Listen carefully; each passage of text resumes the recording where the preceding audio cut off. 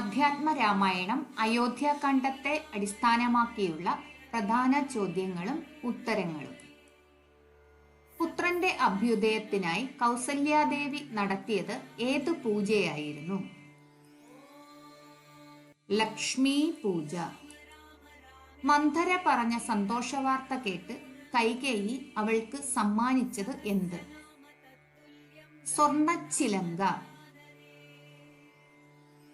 രാമലക്ഷ്മണന്മാരെയും സീതയെയും ഗംഗാനദി കടക്കാൻ സഹായിച്ച നിഷാദ രാജാവ് ആര്?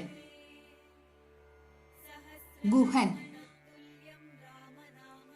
ശ്രീരാമൻ വനത്തിലേക്ക് പുറപ്പെടുമ്പോൾ അയോധ്യയിലെ ജനങ്ങൾ ഏതു നദിയുടെ തീരം വരെയാണ് പിന്തുടർന്നത്? തമസ. ശ്രീരാമൻ ഗംഗാതീരത്ത് വെച്ച് സ്വന്തം തലമുടി ജടാഭാരമാക്കാൻ ഉപയോഗിച്ച പശ ഏതു മരത്തിൻ്റെതായിരുന്നു? പേരാൽ. രാമലക്ഷ്മണന്മാരും സീതയും വനവാസക്കാലത്ത് ആദ്യം ആശ്രമം കെട്ടി താമസിച്ച പർവ്വതം ഏത്? ചിത്രകൂടം. ചിത്രകൂടത്തിലേക്ക് പോകാൻ ശ്രീരാമന് വഴി കാണിച്ചു കൊടുത്ത മഹർഷി ആര്? ഭരദ്വാജൻ. ഭൂമിയിൽ സർവ്വജനങ്ങൾക്കും സുഖദുഃഖങ്ങൾക്ക് കാരണം എന്താണെന്നാണ് ലക്ഷ്മണൻ ഗുഹനോട് ഉപദേശിച്ചത്? പൂർവജന്മാർജിത കർമ്മം. ഭരദ്വാജാശ്രമത്തിൽ നിന്ന് പുറപ്പെട്ട രാമനും സംഘവും കടന്ന നദി ഏതാണ്? കാളിന്തി.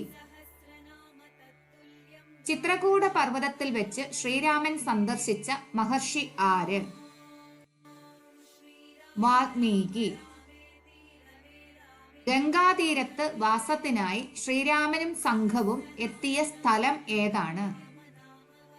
ശൃംഗിവേരപുരം. ദശരഥന്റെ ശബ്ദവേദി ബാണമേറ്റു മരിച്ച താപസകുമാരൻ ആര്? ശ്രവണകുമാരൻ. ദശരഥന്റെ മൃതദേഹം എന്തിൽ മുക്കിയാണ് സൂക്ഷിക്കാൻ വസിഷ്ഠമുനി നിർദ്ദേശിച്ചത്? തൈലത്തോണിയിൽ.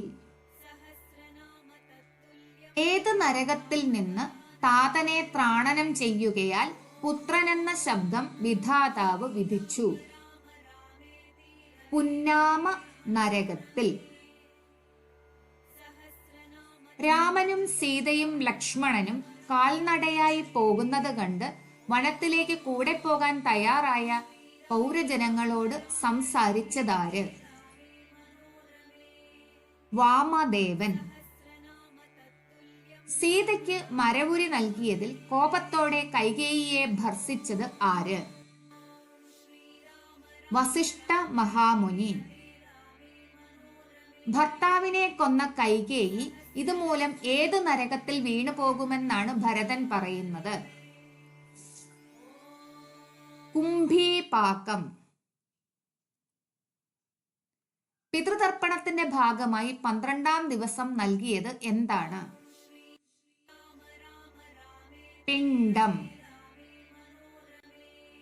ഭരതനെയും സംഘത്തെയും സൽക്കരിക്കാൻ ഭരദ്വാജ മഹർഷി ആരെയാണ് ധ്യാനിച്ചത്? കാമധേനുവിനെ. പിതൃതർപ്പണത്തിനായി രാമനും സംഘവും ഏത് നദിയിലാണ് കുളിച്ച് ഉദകക്രിയ ചെയ്തത്? മന്ദാകിനി. രാമൻ പിതാവിനായി പിണ്ഡം ഉണ്ടാക്കിയത് എന്തിൽ കുഴച്ചാണ്? തേനിൽ. 14 കൊല്ലം തികയുന്ന അന്ന് രാമൻ തിരിച്ചെത്തിയില്ലെങ്കിൽ ഭരതൻ എന്തു ചെയ്യുമെന്നാണ് പറഞ്ഞത്? അഗ്നിപ്രവേശം. അയോധ്യ ഭരിക്കാൻ ഭരതൻ ശ്രീരാമനിൽ നിന്ന് വാങ്ങി സിംഹാസനത്തിൽ പ്രതിഷ്ഠിച്ചത് എന്ത്? പാദുകം. ഭരതൻ രാമന്റെ മടക്കവരവിനായി തപസ് ചെയ്തുകൊണ്ട് ഭരണം നടത്തിയ സ്ഥലം ഏത്? നന്ദിഗ്രാമം. അയോധ്യയിൽ നിന്ന് ആളുകൾ വീണ്ടും എത്താതിരിക്കാൻ ചിത്രകൂടം ഉപേക്ഷിച്ച് ശ്രീരാമനും സംഘവും ഏതു വനത്തിലേക്കാണ് പോയത്? ദണ്ഡകാരണ്യം. ചിത്രകൂടം ഉപേക്ഷിച്ച ശ്രീരാമൻ ആദ്യം പ്രവേശിച്ച ആശ്രമം ആരുടേതായിരുന്നു? അത്രി മഹർഷിയുടെ. വനവാസത്തിന് പുറപ്പെട്ട സീതയ്ക്ക് ദിവ്യാഭരണങ്ങളും വസ്ത്രങ്ങളും സമ്മാനിച്ച തപസ്വിനി ആര്? അനസൂയ. അനസൂയയുടെ അഭിപ്രായത്തിൽ ഏത് സംഘമാണ് ജന്മസാഫല്യം നൽകുന്നത്? സത്സംഗം. മുനിപത്നിയായ അനസൂയ സീതയെ ആശ്ലേഷിച്ച ശേഷം നൽകിയ സമ്മാനങ്ങൾ ഏതെല്ലാം? പട്ട്, കുണ്ടലം, അംഗരാഗം. അനസൂയാദേവി നൽകിയ പട്ടും കുണ്ടലവും അംഗരാഗവും ആരാൽ നിർമ്മിതമായിരുന്നു? വിശ്വകർമാവിനാൽ.